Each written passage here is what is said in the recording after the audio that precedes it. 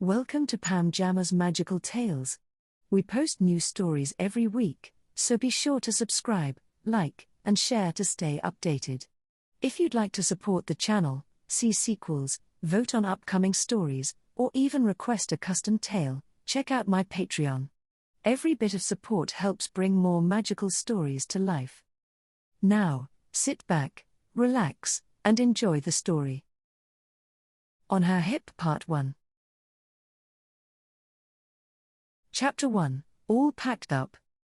They made an unusual-looking pair. Claire was only 5 feet 11 inches, but next to Daniel, she looked like a giantess. Newly married and barely into their mid-20s, they already gave off the odd geometry of a mismatched couple, her long limbs and easy posture towering over his tightly coiled, 5 feet 2 inches frame.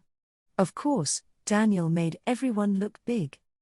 His belongings were spread across the living room carpet like a gear layout for an expedition: rolled socks, backup film canisters, a portable tripod, 2 packs of protein bars, a pair of already scuffed Doc Martens, and a flannel shirt he didn't need, but couldn't leave behind. It was July. Northern Norway in July barely touched 60 degrees, but still. The flannel had the look. His Discman sat proudly atop the pile, coiled earbuds draped over it like a crown. Next to it, the black nylon sleeve, 15 discs only. He'd spent half the morning agonizing over what to bring. "Do you have extra batteries packed for that thing?" Claire asked from the kitchen table, where she was meticulously writing out emergency phone numbers on a folded index card. "You said they're expensive over there, right?" Daniel barely registered her voice. He was leaning over the CD wallet like a puzzle that needed solving. "Yeah," he said vaguely. "Got plenty." He flipped open the Velcro flap. 4 of the 15 slots were now dedicated to Nirvana. Nevermind, Unplugged, Bleach, and In Utero. The last 2 hadn't made the original cut. Until last week, he hadn't even liked them. But then Kurt Cobain shot himself. Now Bleach sounded raw, important, historic. Or at least it would to anyone who noticed his CD wallet while he was traveling. Not that he was planning on showing it off, he'd just keep it handy. Just in case. He carefully removed Queensryche's Operation Mindcrime and Metallica's Ride the Lightning, slipping them back into their jewel cases with the solemnity of a funeral procession. "Godspeed," he muttered. "What was that?" Claire called. "Nothing." She came into the room, a warm presence in pajama pants and a worn hoodie with a college logo stretched across the front. Her hair was up, face clean. She was the kind of woman other men secretly wished they'd married, wholesome, grounded, always thinking ahead. Girl next door gorgeous. The kind you wanted to take home to your mom, and keep there. She looked down at the floor layout. "You still need a travel adapter." "Already packed." She arched a brow. "Toiletries?" "Of course." "Map?" "I'll ask for directions. It's not like Norway's the moon." Sure," she smiled, kneeling beside him and slipping a compact toiletry bag into his pack anyway. "And you know your contact at National Geographic is meeting you where, exactly?" "I'm freelancing, remember." Daniel puffed up a bit. "They don't babysit. They give you the budget, the deadline, and the expectations. You get the shot, or you don't." She looked impressed, as always. "Still. I'm proud of you." He smiled at her, and it was almost genuine. Then, before she could notice, he shifted one of the tightly rolled pairs of jeans at the bottom of the bag. Tucked within the denim spiral, his black karate belt. Technically earned at 16. But it was there now. Hidden. Just in case. He imagined the scene already. Maybe he'd be sharing a flat with a few other journalists. Maybe they'd be talking shop, and someone would say something about self-defense or sparring, and Daniel would laugh and casually mention his old training. "Haven't worn the gi in years," he'd say, digging through his clothes. And, "Oh, what's this?" His black belt. Still rolled, still crisp. As if he hadn't planned it at all. Claire sat back on her heels, looking over the rest of the pile. Is that the flannel you wore to Lollapalooza? Yup. That one smells like cigarettes and patchouli. It's called character. She shook her head, grinning. Then her eyes landed on the CD wallet. You really need 4 Nirvana albums? Daniel lit up. Yes. Yes, I do.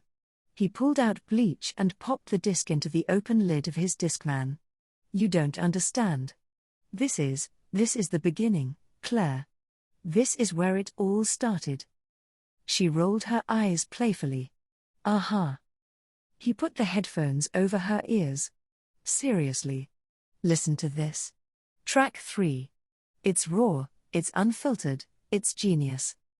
He pressed play and cranked the volume just high enough for her to hear the lo-fi buzz and Kurt's nasally wail, "Grandma, take me home. Grandma, take me home." Claire bit her lip, trying not to laugh. Sounds like he's a toddler having a tantrum. Daniel scowled. You don't get it. She stood and kissed his forehead. You're going to do great. He watched her move back to the kitchen, eyes scanning the counter where she was tucking the phone card into his passport sleeve. She made sure his camera batteries were charged. She'd added lint-free cloths to his pack without asking. She was everything a man should want.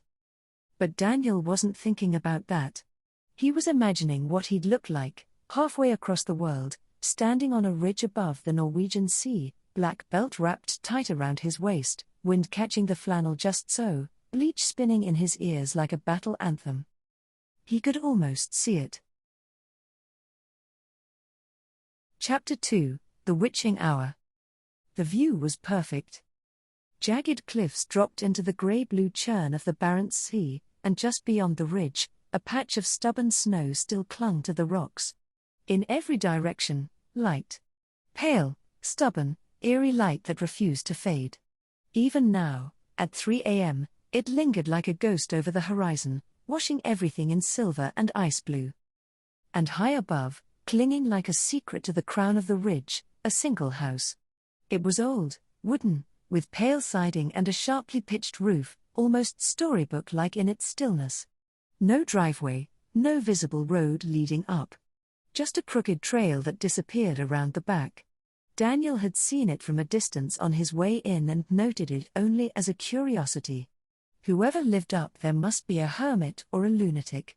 Still, it made a striking addition to the frame. Daniel clicked the shutter on his camera and squinted through the viewfinder. This was his 3rd day in Norway, and the hike to this particular outcropping had taken nearly 2 hours on foot. But it had paid off. The water. The cliffs. The sun that didn't know how to die. He'd gotten here by way of buses, ferries, and long, deliberate walks, just him, his camera, and the occasional reindeer herd marching in the distance. It had been lonely, sure. The people he met were friendly but old. Nobody had noticed his belt collection. Nobody had asked to see what was in his CD sleeve. And so far, not a single cute girl had commented on his black belt when he accidentally let it drop out of his laundry pile in the hostel. He adjusted his headphones. Nevermind pulsed through his Discman. Kurt's voice, half mocking, half melancholy, played like a private soundtrack to his life. He looked out over the sea and let his thoughts drift. Claire had always been so hung up on the fertility issue. It's not your fault, she'd say. We're in this together. But Daniel had his doubts. He felt strong. He felt potent. If he ran into the right girl, someone wild, someone Nordic and free, he was sure he'd prove himself. Hell, if some gorgeous Norwegian girl saw him here, all alone in the wild with his camera and Nirvana in his ears, she might even want him on the spot. And if she did? He'd deliver. He wouldn't just sleep with her, he'd knock her up. Just like that. He smiled to himself, then squatted for another shot. This one with the snow in frame. Then something shifted. At first he thought it was a trick of the light, maybe one of the jagged rocks was casting a moving shadow. But no. There was someone approaching. A figure. Far off, coming down the winding trail from the house on the hill. Daniel's heart gave a small kick. Without thinking, he paused nevermind and popped the disc from the player, fumbling to slide it back into its slot. From the corner of his eye, he could see the figure approaching. Still far enough. Still time. He slid bleach into the tray and hit play, queuing up the one song he could tolerate, track 3, the one he always just called Grandma Take Me Home. It was jagged and awkward, but it had the right kind of raw. The kind that might seem impressive. He adjusted his stance, doing his best to make the whole switch appear casual, like he hadn't just frantically swapped albums at the sight of a pretty girl. Not that she could hear it. But, just in case. The figure was female, maybe. Long, flowing blonde hair. A kind of slow, deliberate stride. From this distance, it was hard to tell her size. The hills played tricks on perspective. He stood, brushing dust off his jeans. Slid the camera strap around his shoulder. His hand instinctively moved to the discman, paused the track. If she came closer, maybe they could talk about music. Maybe she'd ask what he was listening to. He'd tell her about Bleach. He'd impress her. As she neared, he straightened his posture, chest forward, chin up. Just like always. That's when he realized. She wasn't close. She was still far away. And she already looked tall. A strange tickle crept through his ribs. She kept walking. The distance between them shrinking. Her features coming into focus. Long hair, yes. But also wide shoulders. Heavy legs. Huge hands at her sides. Her sundress, pale and old-fashioned, swayed around her knees. She was smiling. And she kept smiling. As if she already knew him. As if she was delighted by the sight of him. And now, as she drew within 30 feet, he understood. She wasn't just tall. She was enormous. Not awkwardly proportioned. Not hunched or clumsy. She looked gorgeous. Radiant. A woman who had grown beyond the limits of ordinary people. Her bones stretched. Her frame dense and solid. Her height? 6'9"? No, more. 6'11"? 7 feet? He took half a step back, camera still slung across his chest, mouth slightly open. She raised her hand in greeting. He waved back. She kept smiling. And kept coming. As if she had been waiting for him. Chapter 3, The Climb. Daniel had never been approached like this before. The woman stopped a few feet from him, beaming like they were old friends. Her hair was long, honey-colored, and wild in the breeze. Her sundress fluttered at the calves, there was something old-world about the cut, like a milkmaid costume updated for summer. "Hello," she said brightly, in thickly accented English. Her Norwegian vowels stretched like taffy. "You are cameraman?" He nodded. "Yeah. Photographer." "Yes, yes," she said, hands clasping together like she was pleased with herself. "I see you down here. I live," she pointed up the hill, toward the pale wooden house. "Up there. Mine house." He followed her finger. Of course. The solitary house on the ridge. She'd come all the way down? She leaned forward a little, conspiratorially. "I have cousins. Girl cousins. They are playing game." She mimed 2 fingers walking. "They have kissing contest." Her eyes sparkled. "Very silly." Daniel blinked. "A kissing? What?" Yes, she nodded enthusiastically, clearly amused. "Kissing game. Like, who is best at kiss?" She laughed now, unable to help herself, and clapped once like she was delighted just remembering it. "But they fight. They say, who win? And they say, only boy can judge."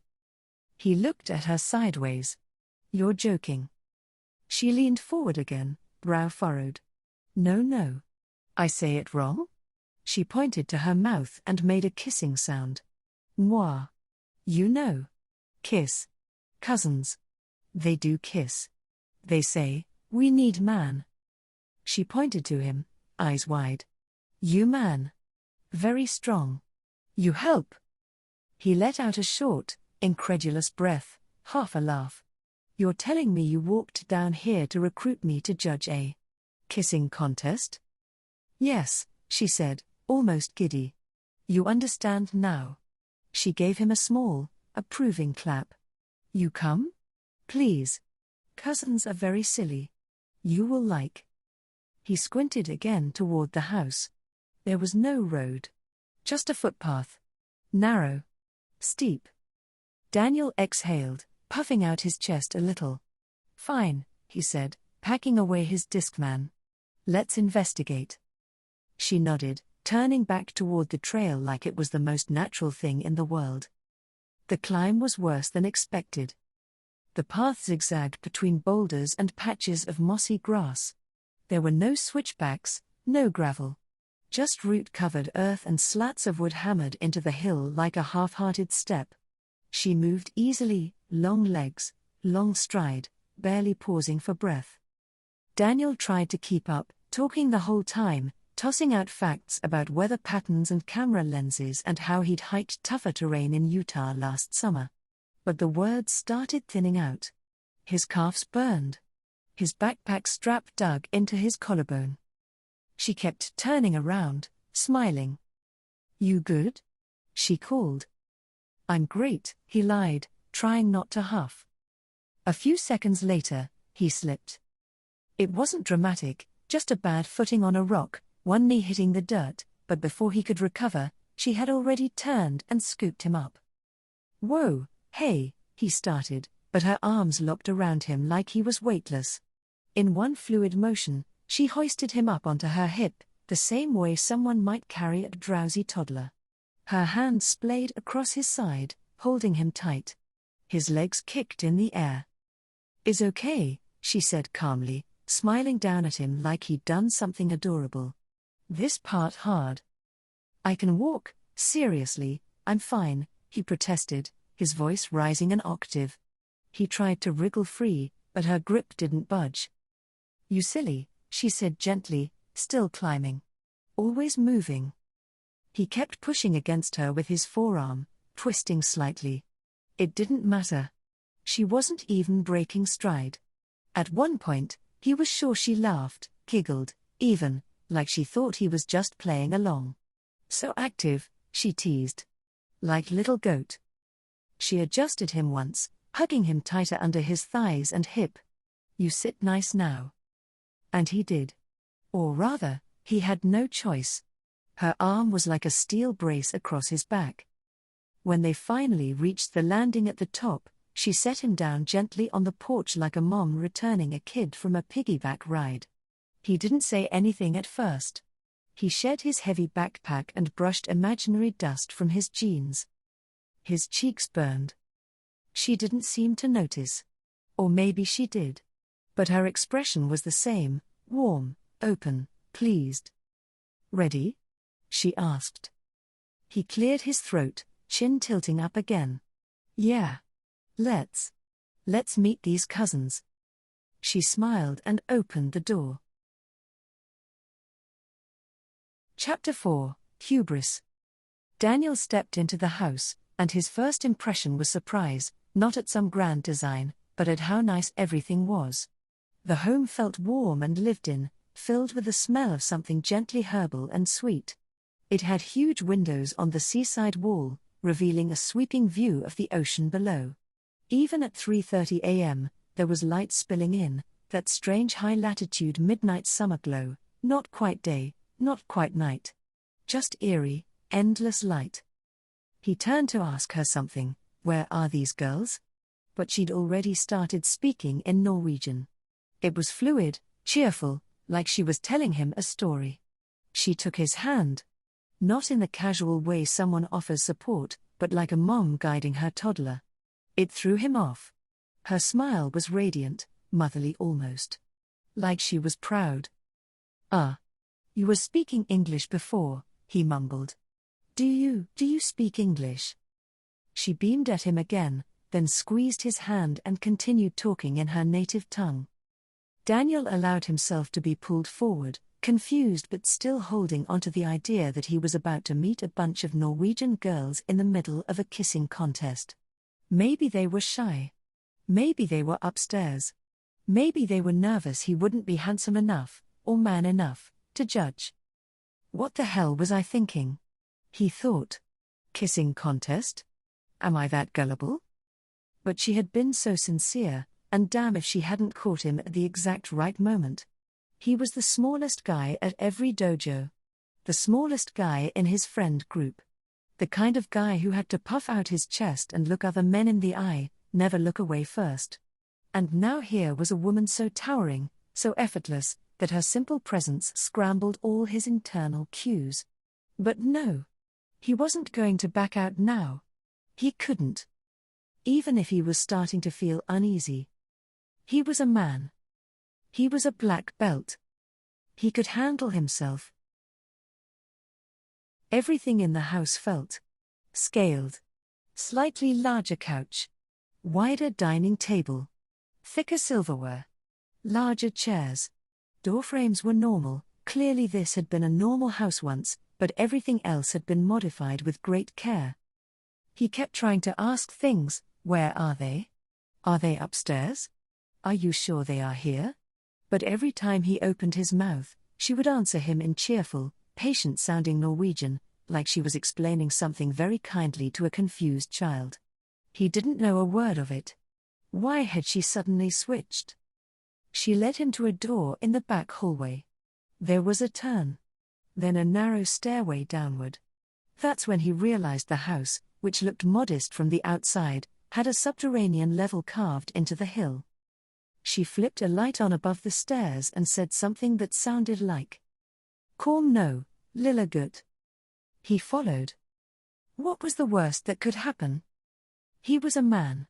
She was just a woman. A really, really tall woman. The stairwell opened into another hallway, this one quieter, cooler. At the end of the hallway was a final door. She turned and grinned at him like she was showing off a surprise birthday gift. Then she opened the door and gestured for him to go in. Daniel stepped inside. There were no other doors. Just this room, her bedroom, and him, standing in the middle of it. No cousins. No voices. No kissing. Just her. The space was rustic, carved straight into the hill. A massive bed with floral bedding filled the center of the room. Comforting, almost, if it weren't for the feeling that something was off. He swallowed. She's just a woman. Big, yes, but he was a man. A karate black belt. A traveler. Someone who could handle one woman, surely. He was about to ask again about the cousins when she turned and opened the closet. He thought she was retrieving something. Instead, she parted the hanging coats and pressed on the wooden panel at the back. A soft click. The wall moved. It swung inward. Behind it, a narrow stairwell wound down into white tile and cold stone, carved steep into the earth. No light except the one she flicked on from above. The switch buzzed. The fluorescents hummed to life, exposing a descent that felt out of time. Daniel didn't move. She turned back to him with a smile, bright as ever, and beckoned. He didn't follow. "No thanks," he said, trying to chuckle, backing up a step. But she was already walking toward him. He stiffened. "Hey," I said. Too late. Her arm hooked under his thighs and his back, and just like that, he was up, hoisted onto her hip like a sulking toddler. His gear slipped from his shoulder and crashed to the floor behind them. "My gear. Put me down." "Hey," I said, "put me." She didn't even flinch. His weight meant nothing to her. Down the stairs she carried him, his legs dangling, his pride cracking. Her grip didn't bruise. It was careful. Gentle. Almost loving. When they reached the bottom, she shifted him with one arm and turned to look at him. Still smiling. The room was narrow and quiet. No windows.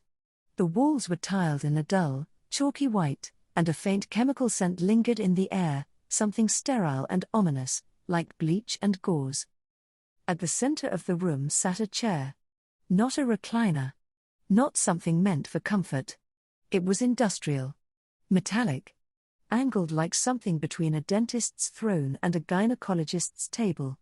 The leg supports were padded and curved. Restraint loops hung from each limb. A headrest was tilted slightly back, inviting submission.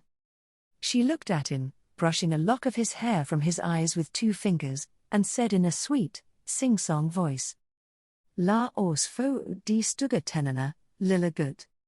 He didn't understand. But his body did.